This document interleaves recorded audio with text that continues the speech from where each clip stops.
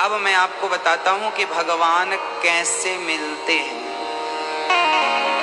बहुत बड़ा यज्ञ करने से क्या भगवान मिल जाते हैं? यदि मिल जाते हैं तो चलो कर लेते हैं हम बहुत बड़ा यज्ञ। कुछ पंडित जी जंगल में यज्ञ कर रहे थे, वेद पाठी ब्राह्मण। कम से कम उन्होंने कितने यज्ञ कर लिए उन्हें पता नहीं। एक दिन भगवान ब्रजवासियों के साथ गैया चराने जंगल में गए।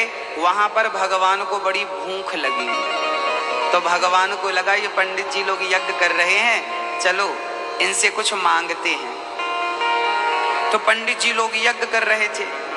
भगवान श्री कृष्ण गए और याचना करने लगे, पंडित जी बड़ी भूख लगी है, कुछ खाने को दे दो। पंडित जी बोले अभी भोग नहीं लगा, बिना भोग लगे तुम्हें कैसे दे दें? देखो बिना भोग लगे कैसे? ये हवन कर रहे हैं, स्वाहा स्वाहा स्वाहा, और जिसका स्वाहा कर रहे हैं वही खड़ा है और कह रहे हैं कि भोग लगा के देंगे। पता नहीं किसका भोग लगाएंगे। अब पंडित जी, अब बच्चे क्या कर रहे हैं कि वो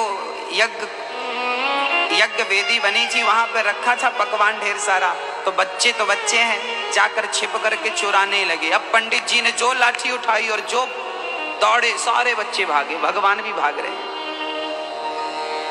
अब वो पंडित जी यज्ञ में थे तो बोल नहीं सकते थे, पर वो डांट रहे थे। इस प्रकार वो अपना गुस्सा व्यक्त कर रहे थे। अब ब्रजवासी बोले, देखो कन्हैया, पंडित जी के हाथ से तो कुछ मिलने से रहा नहीं, आज तो भूखे ही रहना पड़ेगा। भगवान बोले, कोई बात नहीं, पंडित जी नहीं है तो पंडितानी तो है। तो पंडित जी की पंडितानी कुटिया बनाकर वहां पर पंडित जी लोग जंगल में रहा करते थे। तो पंडित जी तो यज्ञशाला में थे, पंडितानी लोग घर पे थी। तो सारे ब्रजवासी बछड़ों को लेकर, कन्हैया को लेकर और पंडितानियों के घर चले गए और भिक्षा मांगने लगे, मैया भिक्षाम देही, हमें कुछ खाने को दो।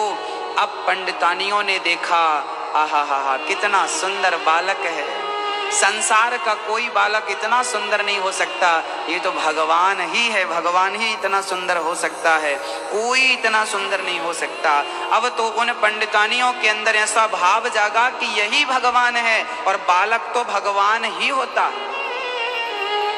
अब पंडितानियों ने अपनी गोद में कन्हैया को बिठा लिया और अपने हाथ से बना बना कर खीर खिला रही हैं, रबड़ी खिला रही है, पूड़ी खिला रही हैं, हलवा खिला रही हैं और कन्हैया की बलैया ले रही हैं, चुम्बन कर रही हैं, हृदय से लगा रही हैं। यज्ञ करते करते जिंदगी गुजर गई, उन्हें भगवान का दर्शन नहीं हुआ और घर में झाड़ू लगाने वाली पंडितानियों को सहज में भगवान का दर्शन हो गया। न जाने कौन से गुण पर दयानिधि रीझ जाता है, उसकी कृपा स्वतंत्र है, कब उसकी कृपा हो जाए, किस पर हो जाए, ये केवल वही जानता है, ये ना आप जानते हैं ना मैं जानता हूं।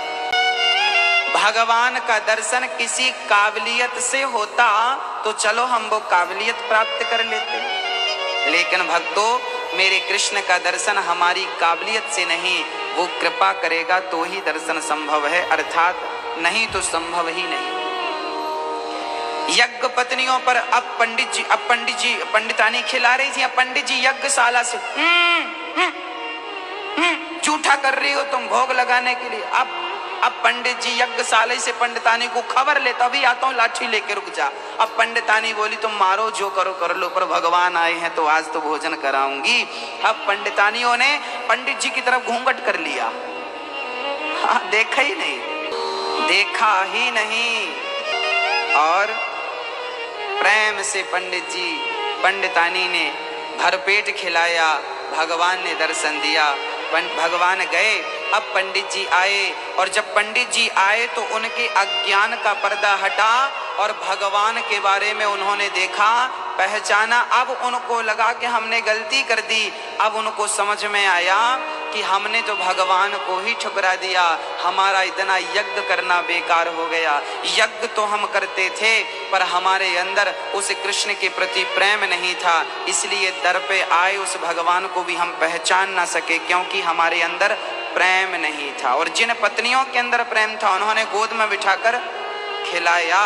तो भगवान पूजा पाठ यज्ञ विधि विधान से नहीं मिलता, भगवान सच्चे प्रेम से मिलता।